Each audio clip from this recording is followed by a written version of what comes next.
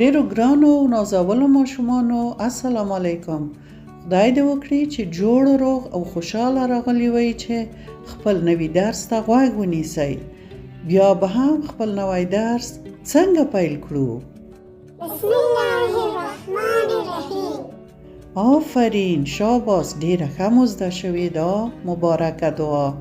د موږ تاسو نننی درس بیا هم لنډې دعاګانې دي. هغه دعاګانې چې موږ تاسو هره ورځ په خپل ژوند کې ورسره مخ کیږو چې باید هغه لنډې دعاګانې ولولو او زده مو وي. نو نن به تاسو ته نوې دعاګانې در زده کړم. کله چې موږ تاسو تشناب ته ننوځو او خپل مخ مینځو، خپل غاښ برس کیو او یا بل کوم ضرورت لرو، نو باید مخکې د ننوتو نه دعا وکړو. هغه به کومه دعا وي؟ اوس غوږ ورته ونیسئ. اللهم إني أعوذ بك من الخبث والخبائث. د دې دعا معنا دا ده چې ای الله، زه پناه غواړم د ناپاکیو او بدو شیانو څخه. اوس یې تاسو په خپله هم تکرار کړئ را سره. د تاسو زده شوي وي، یو ځل یې تکرار کړئ را سره. اللهم إني أعوذ بك من الخبث والخبائث. ښه، اوس نو د تشناب نه د وتلو دعا واروئ. غفرانك. تاسو یې هم تکرار کړئ. غفرانك. او معنا یې ده په پښتو کې ای الله ما وبخه. ښه، اوس نو په دې ویډیو کې وګورئ. په دې ویډیو کې دلته تاسو ګورئ چې یو خور ورور په ډیره یوه پاکه، صفا او منظمه کوټه کې بیده دي.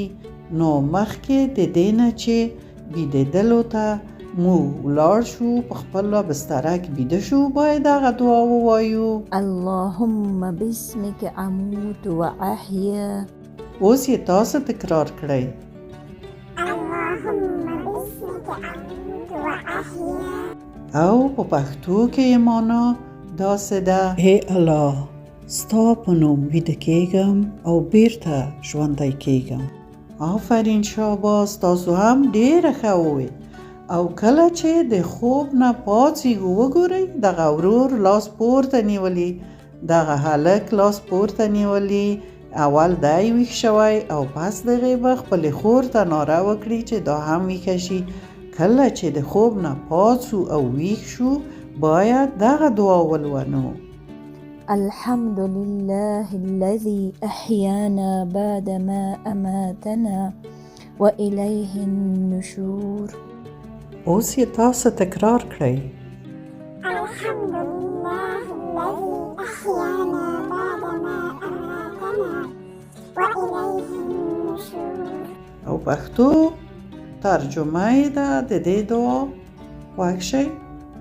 شکر د هغه الله په نوم چې موږ یې د خوب نه وروسته بیرته ژوندي کړو او بیرته ورتګ مو هم هغه ته دی.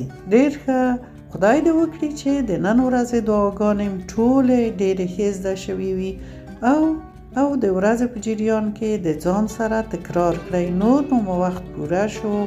خدای مو مل شه. ښه وخت.